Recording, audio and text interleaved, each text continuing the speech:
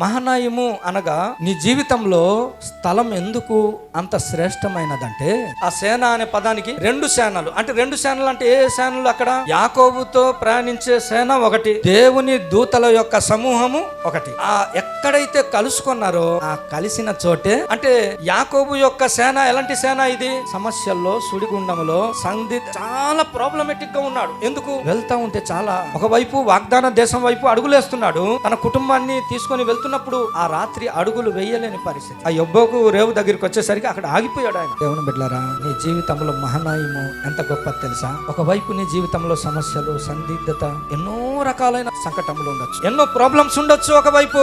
అయితే మహనాయిము యొక్క శ్రేష్టత ఏం తెలుసా? మరొక వైపు సంరక్షణ అక్కడ ఉంది. ఈయన అక్కడికి వచ్చాడు, ఆల్రెడీ దేవుడు తన దూతలతో తన కుటుంబానికి సమృద్ధి, సంరక్షణ, సహకారం అది చూడగలిగాడండి యాకోబు. ఈ రోజు దేవుడు నీకు ఇచ్చిన మహనాయిము సంఘమే. ఒకవైపు సమస్యలతో కలిగిన నీ జీవితం, ఎన్నో ఇబ్బందులతో కూడిన నీ సేన ఒకవైపు, నిన్ను సంరక్షించి సహకారంతో సమృద్ధిని, సమకూర్పును అనుగ్రహించేవాడు అతని యొక్క సేన. ఆ కలుసుకున్న చోటే మహనాయిము. అలాంటి స్థలాన్ని నువ్వు విడిచిపెట్టేస్తావా? అందుకే దేవుని మందిరము, దేవుడు చూపించబోవు స్థలము అబ్రహాముని ఆశీర్వదించినట్లు మనల్ని కూడా దేవుడు ఆశీర్వదిస్తాడు.